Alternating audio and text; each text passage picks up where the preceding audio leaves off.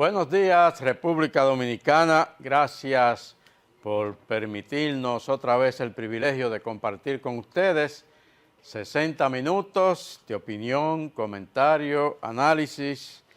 Lo más importante que en materia noticiosa ha ocurrido en el país y en el mundo durante la semana que acaba de transcurrir. Si usted quiere estar bien informado, usted está ahora mismo en el lugar perfecto. Esto es Reporte Especial con Rosendo Tavares, que iniciamos inmediatamente en el plano internacional en este sábado 9 de marzo, año 2024.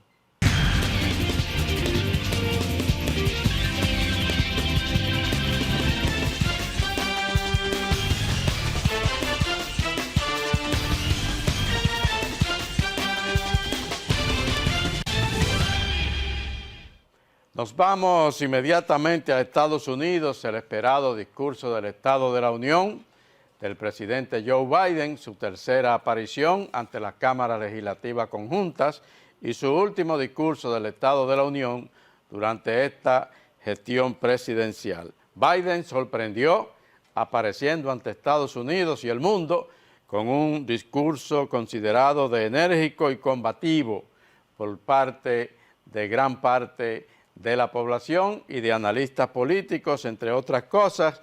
Alertó ante el Congreso que la libertad y la democracia de Estados Unidos enfrentan una amenaza sin precedentes y arremetió contra la retórica antiinmigrante de su predecesor, Donald Trump. Frontal discurso sobre el Estado de la Unión de Joe Biden contra Donald Trump. El presidente de Estados Unidos se dirigió el jueves ante el Congreso, en un pronunciamiento en el que destacó los contrastes con su predecesor de cara a las elecciones de noviembre, en las que lo más seguro es que se enfrenten de nuevo. Biden quiso diferenciarse de Trump en uno de los temas que genera más debate en la campaña, la migración.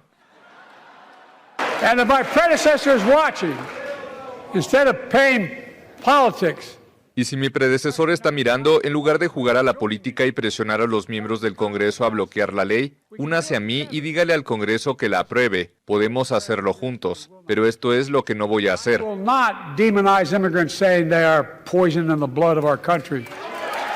No demonizaré a los migrantes diciendo que están contaminando la sangre de nuestro país.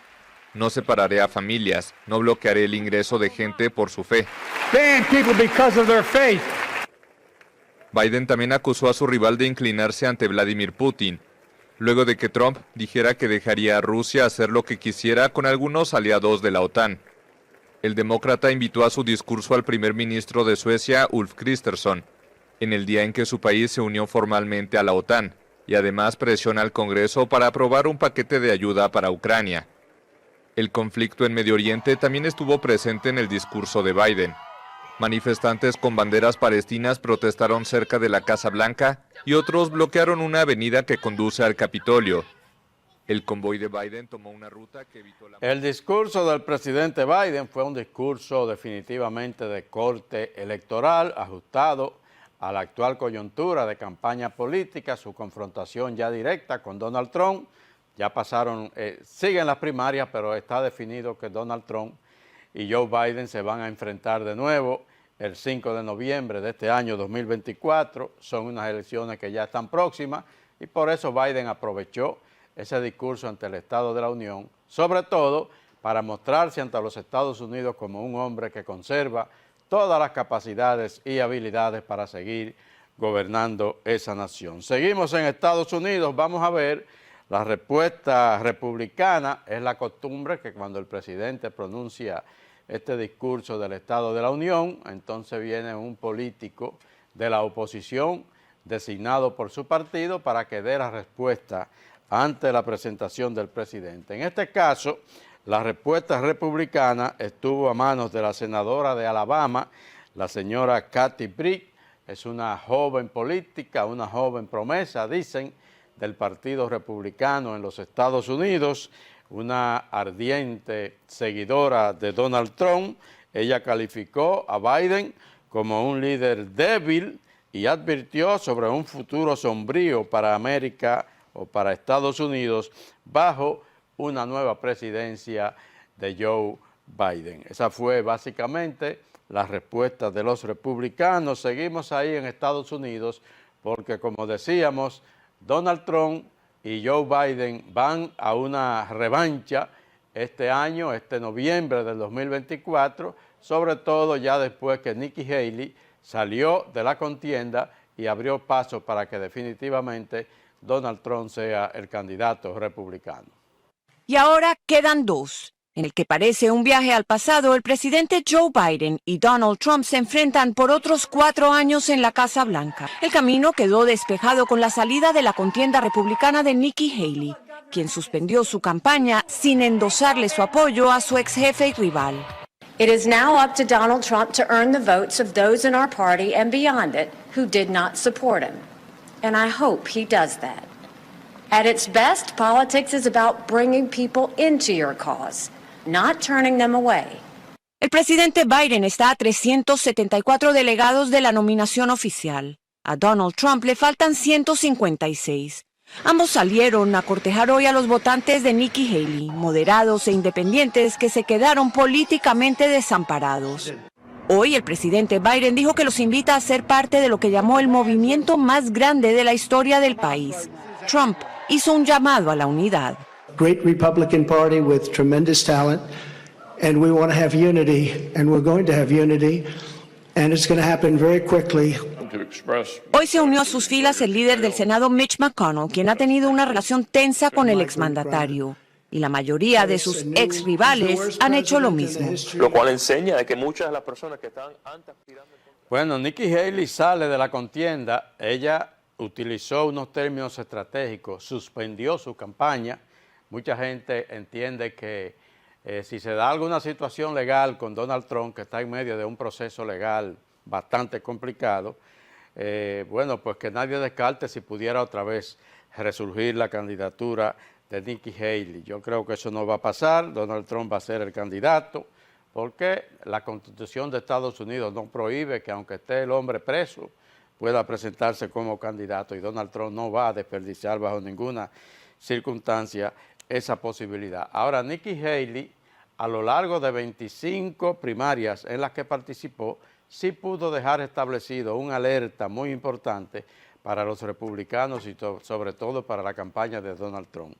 Ella ganó 2 primarias, una en Washington, D.C., la otra en Vermont, con un porcentaje bastante importante, un 40% en Massachusetts, un 45% en New Hampshire, 39% en Colorado, y una serie de estados donde ella, aunque perdió la primaria de Donald Trump, realmente obtuvo resultados interesantes, y esos que votaron por ella son republicanos que no quieren que Donald Trump vuelva a la presidencia. Y, por supuesto, ella, como ya se explicó ahí en ese reportaje, no expresó ningún apoyo todavía a la candidatura de Donald Trump, así que ese es un reto que tiene el aspirante republicano. Nos vamos a Gaza, la guerra allá en Gaza, la delegación de Hamas en Egipto. Bueno, pues en Egipto se estaban llevando a cabo unas negociaciones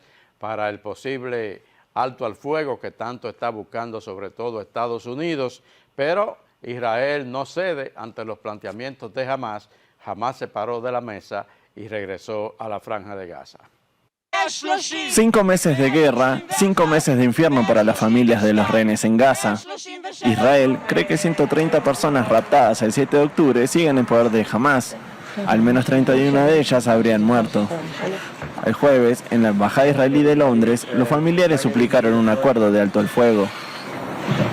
No son solo un cartel, son la familia de alguien, son nuestra familia. Al final tenemos que presionarlos para que hagan lo humanitario y acepten el acuerdo humanitario que está sobre la mesa. Entre los rehenes que siguen desaparecidos hay soldados, mujeres y 2 niños pequeños. A la urgencia de las familias se suma un informe de la ONU publicado el lunes que afirma que algunos rehenes han sido violados y torturados. France 24 habló con la funcionaria de la ONU que dirigió la misión. Tenemos motivos razonables para creer, basándonos en la información que recibimos de primera mano de los rehenes liberados, que esta violencia sexual podría seguir produciéndose.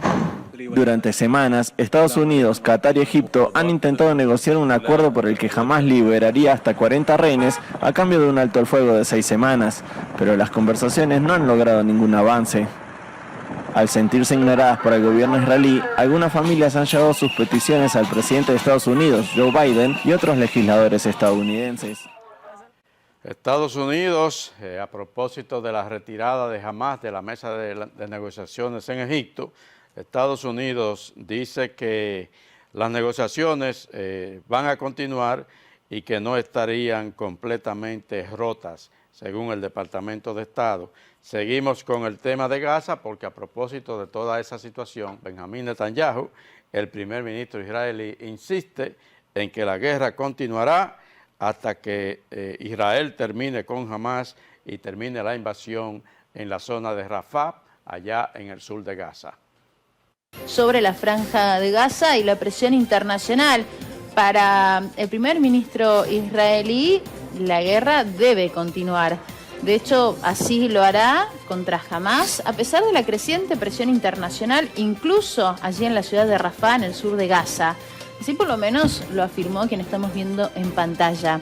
Textual, voy a leer lo que dijo: hay presión internacional y está creciendo, pero particularmente cuando la presión internacional aumenta, debemos cerrar filas, debemos unirnos contra los intentos de detener la guerra.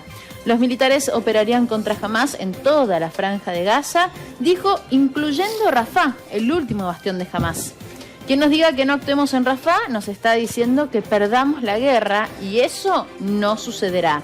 La guerra, recordemos, fue desencadenada. Seguimos en Rusia porque Estados Unidos y el Reino Unido, Inglaterra, emitieron ayer viernes un comunicado de alerta indicando que Rusia estaba bajo la posibilidad de un inminente atentado terrorista en su capital, Moscú.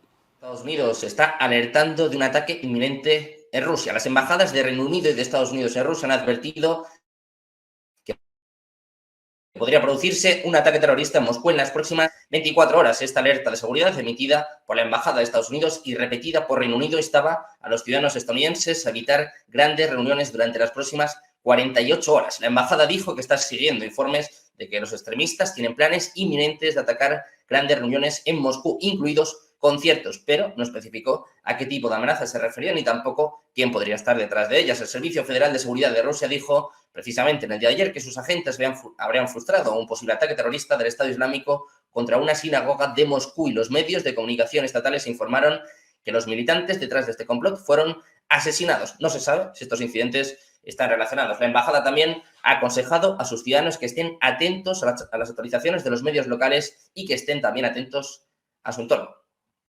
Cuando Estados Unidos y el Reino Unido hacen un tipo de advertencia, de alerta tan contundente, es porque definitivamente tienen información muy confiable sobre esa posibilidad. La posibilidad, dicen ellos, de un ataque inminente terrorista en Moscú. La OTAN tiene un nuevo miembro. Suecia definitivamente ya se convierte en el miembro número 32 de la Organización del Tratado del Atlántico Norte, y esto no es más que una consecuencia de la invasión de Rusia a Ucrania. Suecia fue admitida el jueves como el miembro número 32 de la Organización del Tratado del Atlántico Norte. El anuncio ocurre en pleno conflicto tras la invasión de Rusia en Ucrania y poniendo fin a 2 siglos de no alineamiento oficial del país nórdico. El primer ministro sueco entregó al jefe de la diplomacia estadounidense los documentos de ratificación obtenidos tras una dura batalla para conseguir la aprobación de los otros 31 miembros de la alianza militar. No hay ejemplo más claro que el de hoy de la debacle estratégica que se ha convertido para Rusia la invasión de Putin en Ucrania. Vemos a una Rusia que ahora es más débil militar, económica y diplomáticamente. China se está quejando de Estados Unidos a través de su canciller Wang Yi, que China va a defender en todo momento. Estados Unidos intenta reprimir a China. Eso denunció el jueves el ministro de Relaciones Exteriores del gigante asiático, Wang Yi. Los métodos utilizados para reprimir a China se renuevan constantemente y la lista de sanciones unilaterales se amplía sin cesar. El deseo de culpar a China bajo cualquier pretexto ha alcanzado un nivel increíble. Si Estados Unidos siempre dice una cosa y hace otra, ¿cómo puede mantener su credibilidad como país importante? Por otro lado, Wang defendió las relaciones cercanas entre Pekín y Moscú. China ha sido criticada por potencias occidentales por su negativa a condenar a Rusia por la invasión de Ucrania en febrero de 2022. Pekín se ha declarado neutral en ese conflicto, aunque su asociación estratégica con Moscú se ha vuelto más estrecha desde el inicio de la guerra. Como grandes potencias mundiales y miembros...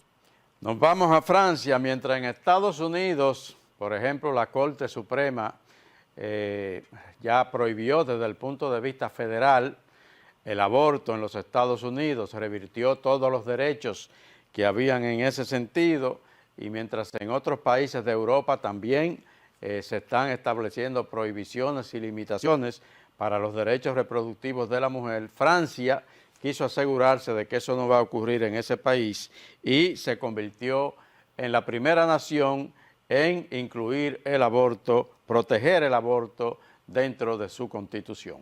Con este sello que se remonta a Napoleón, Francia ha completado su marcha histórica de consagrar el derecho al aborto en su constitución. Ahora el presidente Emmanuel Macron quiere hacer del aborto un derecho fundamental en toda Europa. Quiero inscribir este derecho de todas las mujeres a acceder al aborto en la Carta de Derechos Fundamentales de la Unión Europea. El proceso fue iniciado por los partidos de izquierda de la oposición. Fue aprobado en la Asamblea Nacional y el Senado y después por ambas cámaras unidas en un congreso histórico. Por la adopción, 780 votos. Los retrocesos de nuestro tiempo lo convirtieron en una necesidad y una emergencia, porque en todas partes del mundo, incluso en las mayores democracias, incluso dentro de nuestros vecinos, estamos observando un paso atrás en el derecho al aborto. Aunque muchas activistas de todo el mundo aplauden la medida y afirman que podría contribuir a reforzar la lucha por los derechos de la mujer en otros países, los críticos en Francia afirman que las mujeres siguen enfrentándose a muchos obstáculos. Los recortes presupuestarios han perjudicado al sistema sanitario y no todas las mujeres tienen acceso al aborto. Nos vamos a la América del Sur, específicamente a Buenos Aires, Argentina. Allí el presidente Javier Milei, el combativo presidente Javier Milei, convocó a gobernadores, expresidentes y líderes de los principales partidos políticos de la Argentina para firmar en Córdoba un acuerdo que él ha denominado como el Pacto del 25 de mayo. Ese Pacto de Mayo tendrá por fin establecer las 10 políticas de Estado que el país necesita para abandonar la senda del fracaso y comenzar a recorrer el camino de la prosperidad. Esas 10 políticas de Estado son: 1. La inviolabilidad de la propiedad privada.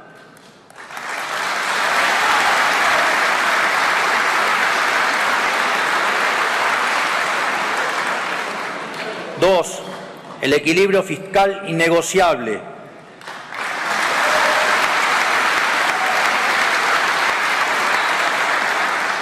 3. La reducción del gasto público a niveles históricos en torno al 25% del PIB.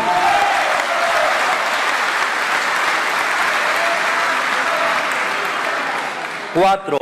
Una reforma tributaria que reduzca la presión impositiva, simplifique la vida de los argentinos y promueva el comercio.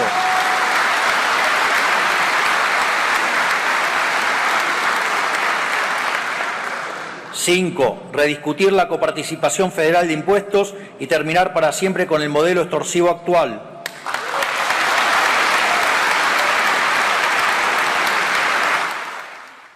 Reformas fundamentales se está planteando Javier Milei en Argentina. Ha echado a un lado su discurso radical con el que llegó al poder en ese país y lo que está haciendo ahora es recabando pues la colaboración de todos los sectores de la vida nacional argentina para tratar de reencauzar a ese país por senderos otra vez de progreso y de crecimiento. Argentina está atribulada por una profunda crisis de hace ya mucho tiempo. Seguimos en Centroamérica, en Colombia. Allí sigue el presidente Gustavo Petro confrontando el disgusto de la población. Miles marcharon en Colombia contra el gobierno de Gustavo Petro en rechazo a sus proyectos de reformas sociales y a la violencia que persiste en el país. Jornada de protestas contra el presidente de Colombia, Gustavo Petro.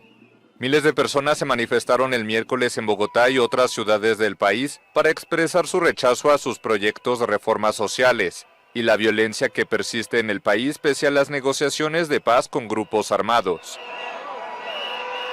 La motivación mía para estar acá son las nefastas reformas que lleva el actual gobierno, el atropello indiscriminado a los distintos poderes a las distintas ramas del poder público y en especial a nuestras Fuerzas Armadas en Colombia. Petro dijo que quienes protestan forman parte de fuerzas que no quieren cambiar el país ni perder sus privilegios. El mandatario impulsa reformas sanitarias, laborales y de pensiones, que actualmente se discuten en el Congreso, donde su gobierno perdió las mayorías. Petro aspira a reducir la participación privada en la prestación del servicio a la salud y el pago de pensiones, así como ampliar los beneficios a los trabajadores.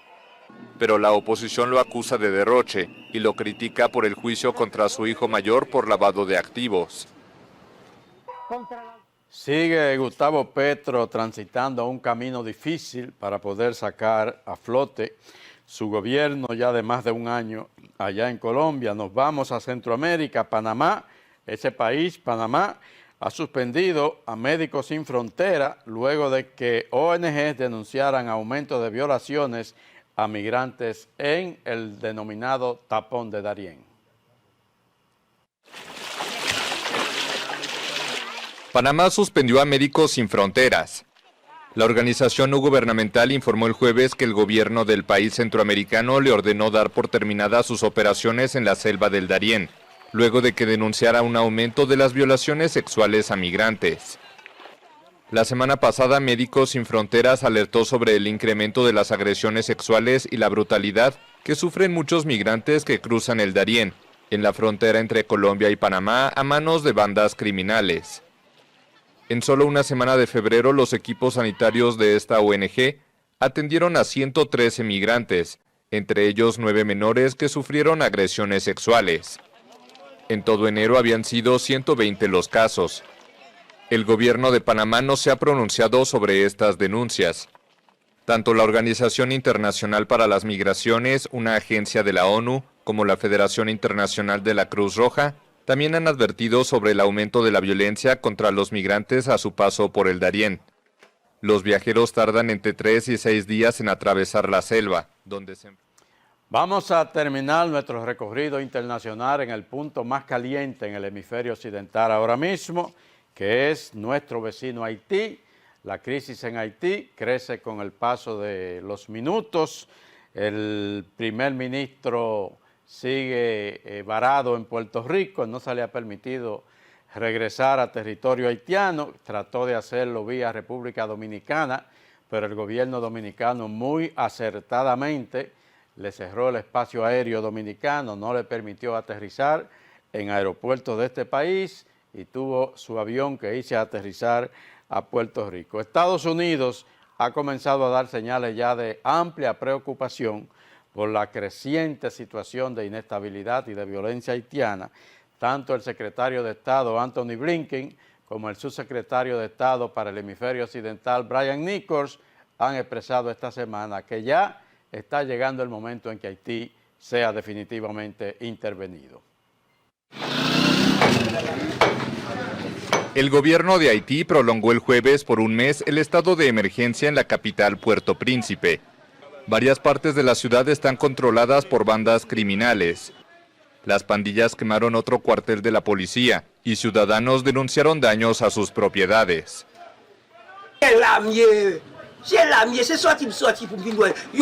Todo sucedió frente a mis ojos.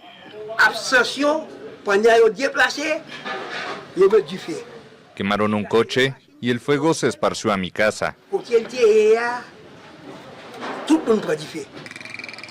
Las bandas criminales exigen la renuncia del primer ministro Ariel Henry. El gobernante no ha podido regresar al país desde su viaje a Kenia la semana pasada para acordar el despliegue de una misión internacional respaldada por la ONU. Se encuentra en Puerto Rico desde el martes. Ese día no pudo aterrizar en el aeropuerto de la capital haitiana por motivos de seguridad y la vecina República Dominicana le negó la entrada a su avión. Henry, en el poder desde el asesinato del presidente Jovenel Moïse en julio de 2021, debía dimitir en febrero, pero selló un acuerdo con la oposición hasta que hubiera nuevas elecciones. Haití, el país más pobre de América, no va a las urnas desde 2016. Estados Unidos señaló que la crisis en el país caribeño tiene proporciones humanitarias que requieren una respuesta global y se pronunció por una transición política urgente. Los líderes pandilleros haitianos, sobre todo el denominado barbecue, han dicho que no permitirán bajo ninguna circunstancia que Ariel Henry regrese a territorio haitiano. Nos vamos a la pausa, retornamos enseguida en el plano nacional.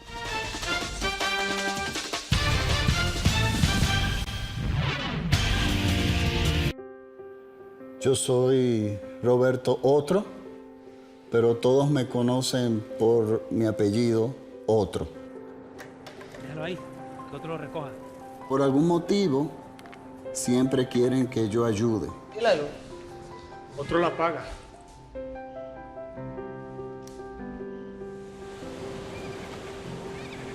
La verdad es que es un poco difícil hacerlo todo.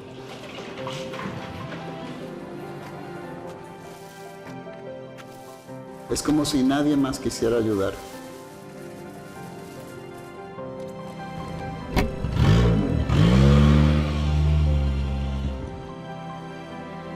¿Tú crees que de la habitación 223? Para comerte mejor, dijo el lobo. ¿Que por qué me esfuerzo tanto para lograr todo esto? Porque alguien tiene que hacerlo. No se preocupe, yo la recojo. Pero creo que las cosas van mejorando. Si no dejamos todo a otro, podemos tener un futuro mejor. Banco BHD, el futuro que quieres.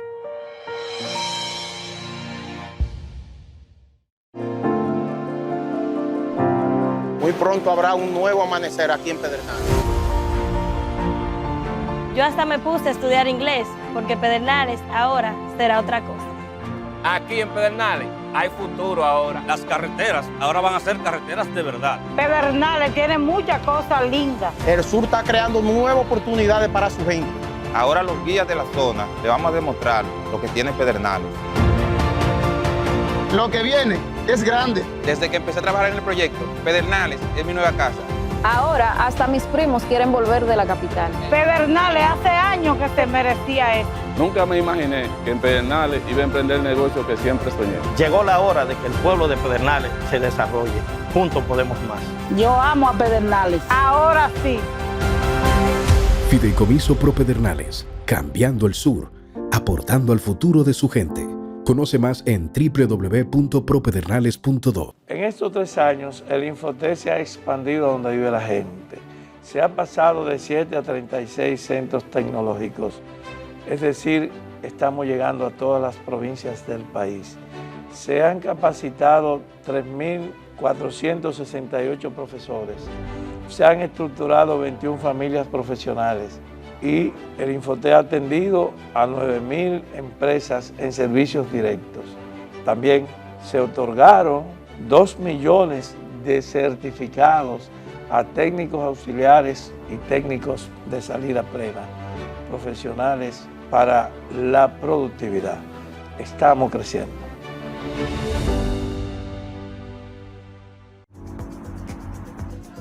Thank you.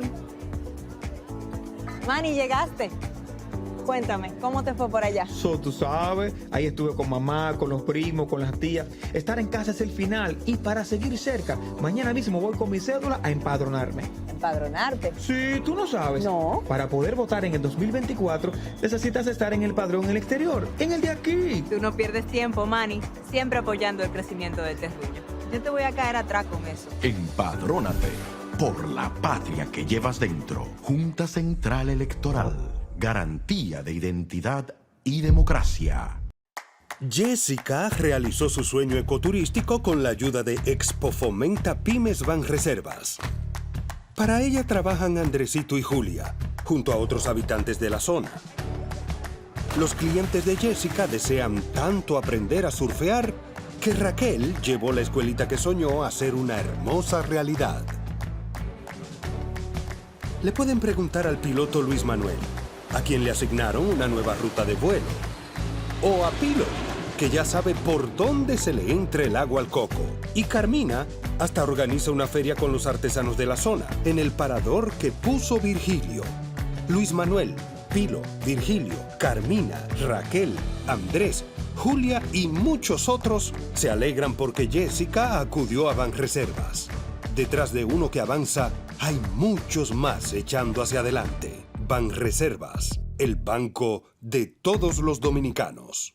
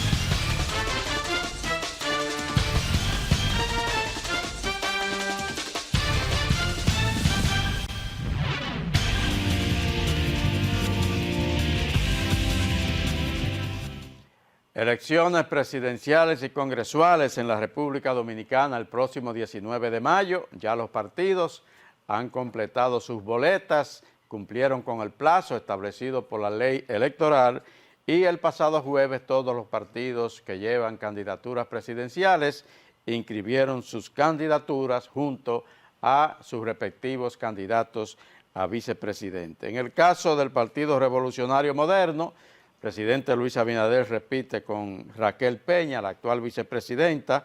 El caso de Leonel Fernández inscribió como su candidata a la vicepresidencia a Ingrid Mendoza, la abogada Ingrid Mendoza, viuda del ex secretario general o del fallecido secretario general ad vitam del PLD, Reinaldo Pared Pérez, en tanto que Soraima Cuello será la candidata a la vicepresidencia de Abel Martínez en el PLD.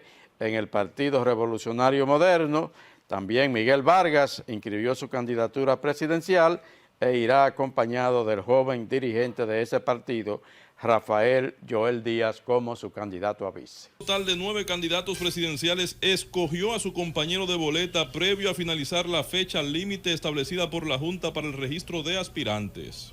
Por el oficialista PRM, la fórmula incluye a la vicepresidente Raquel Peña, que al igual que el presidente Luis Abinader aspiran a la reelección.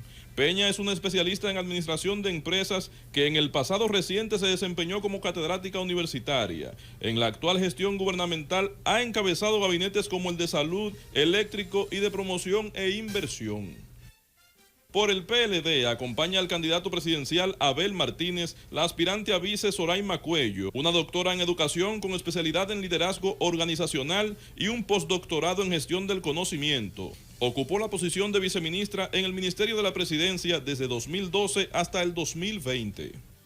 En la Fuerza del Pueblo, el dúo lo integran el candidato presidencial Leonel Fernández e Ingrid Mendoza, una abogada con posgrado en Derecho Civil que ha trabajado de manera independiente en diversas ramas del derecho y como asesora legal de distintas instituciones. Además, tuvo un matrimonio de largos años con el dirigente peledeísta Reinaldo Pared Pérez. Por el PRD, la fórmula es del candidato presidencial Miguel Vargas y Joel Díaz como aspirante vicepresidencial. Díaz ha ocupado diferentes cargos a lo interno del partido, incluida la Secretaría de la Juventud y la de Asuntos Profesionales. Además de los partidos mayoritarios anteriormente citados, también presentaron sus fórmulas los partidos Opción Democrática con Virginia Antares e Ico Abreu, Esperanza Democrática con Roque Espaillat y Ernesto Fadul, al igual que el Frente Amplio con María Teresa Cabrera y Jesús Díaz. Completan la lista los partidos Generación de Servidores con Carlos Peña y Nicauli de la Mota y Patria para Todos con Fulgencio Severino y Francisco Peguero. Las organizaciones políticas también depositaron la lista de sus candidatos a cargos congresuales. Samuel.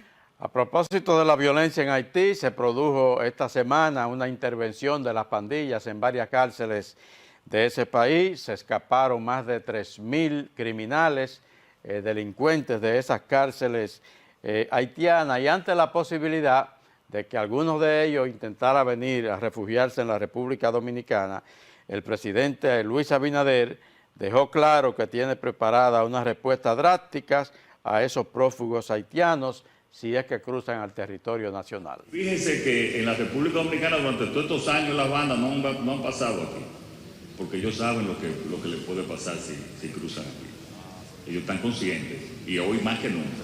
Y eso mismo a los otros delincuentes que estaban en las cárceles. Asimismo, dijo que todas las medidas anteriormente establecidas por el gobierno serán fortalecidas ante la crisis originada en Haití. Lo que yo le puedo decir es que vamos a tener una respuesta drástica, si aparece alguna de esas personas en el país. El jefe de Estado recordó que desde hace varios meses existe un control de entrada en la frontera y que desde octubre el consulado dominicano no otorga visados en Haití.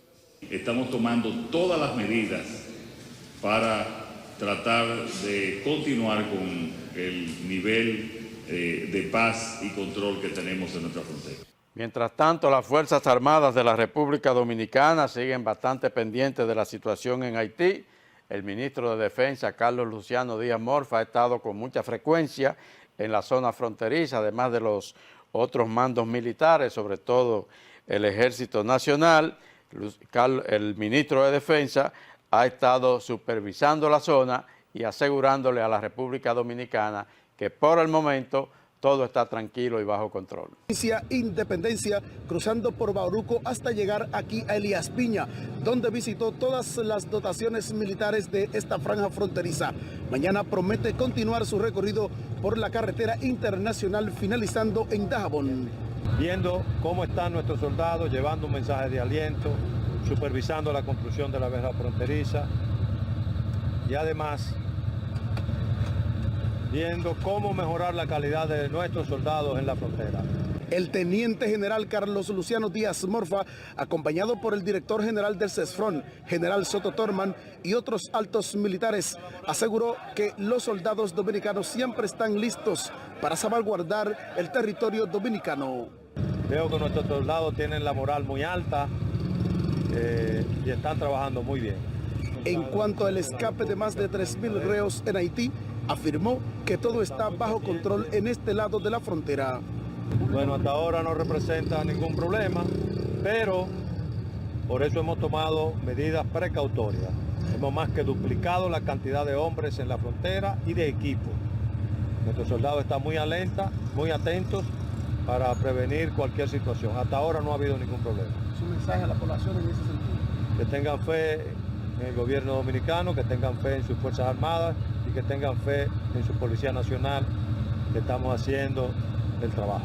Respecto a la situación en la frontera de Elías Piña, se vive una tensa calma, la puerta fronteriza se mantiene abierta y el comercio fluye con normalidad. Vamos a una nueva pausa comercial, retornamos enseguida.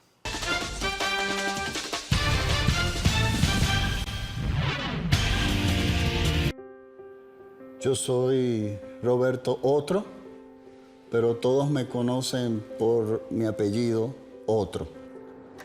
Déjalo ahí, que otro lo recoja. Por algún motivo, siempre quieren que yo ayude. Claro. Otro la paga.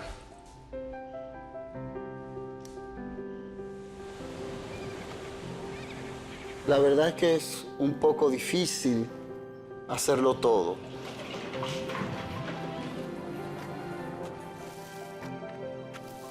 Es como si nadie más quisiera ayudar.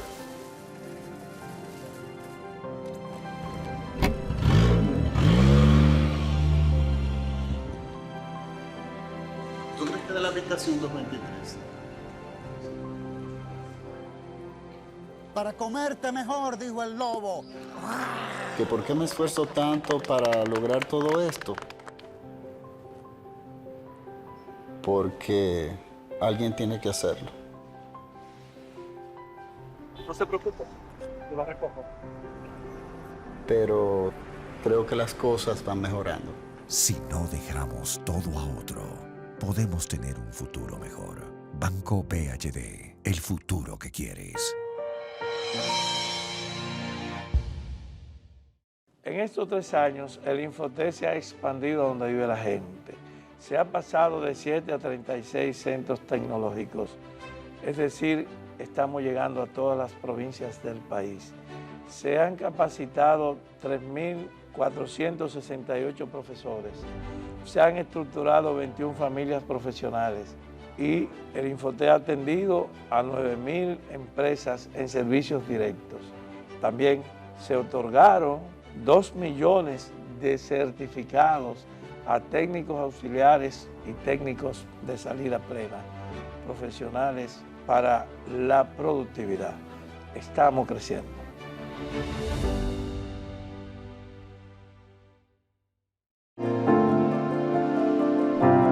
Muy pronto habrá un nuevo amanecer aquí en Pedernales.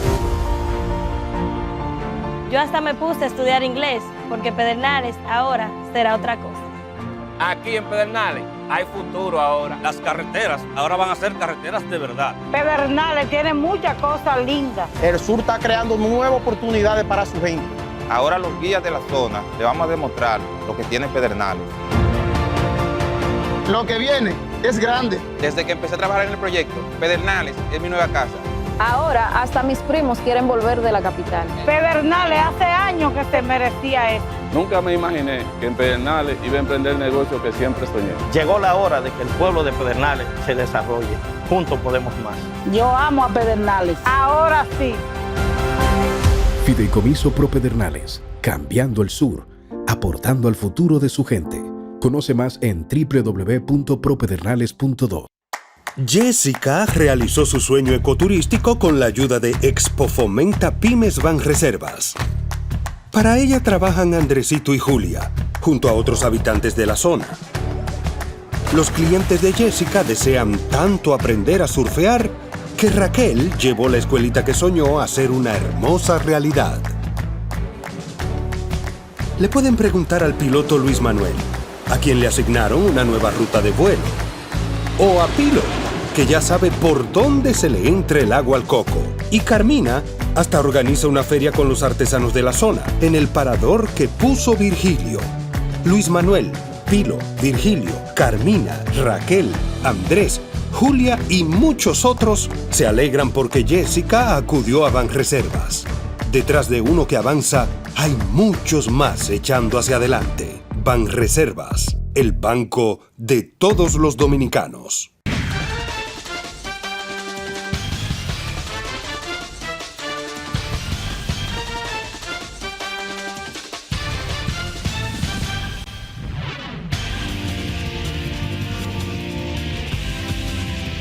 Esto es Reporte Especial con Rosendo Tavares. En este sábado 9 de marzo, año 2024, el presidente Luis Abinader sostuvo una reunión esta semana con dirigentes del Partido Revolucionario Moderno, pero sobre todo con nuevos alcaldes electos en las pasadas elecciones municipales, alcaldes del Partido Revolucionario Moderno, a quienes el presidente de la República les exhortó a cumplir con el reporte de gastos y las declaraciones juradas de sus bienes antes de asumir el cargo. Aquí hay 3 puntos que yo quiero subrayar, además ya de lo que se ha dicho aquí. 1, recalcar, resaltar, subrayar y repetir el compromiso de este partido con la transparencia. Por lo tanto, tenemos que cumplir con lo que nos pide la ley electoral y cumplir con esas disposiciones de la ley para entregar, según lo dice la ley, que creo que es el 15 de marzo, entregar ese informe de la auditoría para saber lo que encontramos y también para dar lo que sigue, para dar los informes de transparencia que se requieran tanto a nivel local como a nivel nacional. Muchísimas gracias. Vamos a ver un poco del debate. Esto, la verdad que ha sido muy bien valorado por el país, que se enfrascaran en un debate los diferentes candidatos a senadores de las principales organizaciones políticas del país con miras a las elecciones congresuales del año 2024. Candidatos a senadores del Distrito Nacional. Y no estoy hablando desde la teoría jurídica, estoy hablando desde la experiencia. Ese fue el caso de mío y de mi esposa Aura en el caso de nuestro segundo hijo. Y en esas circunstancias nosotros tomamos las decisiones que había que tomar. Porque los médicos señalaron que si le daba una septicemia y se manifestaba con 1/10 de fiebre, la vida de Aura estaba en peligro. Y nosotros luchamos y logramos que naciera la criatura. Pero teníamos la decisión, o por lo menos yo tenía la decisión, y era la de salvar la vida de mi esposa Aura.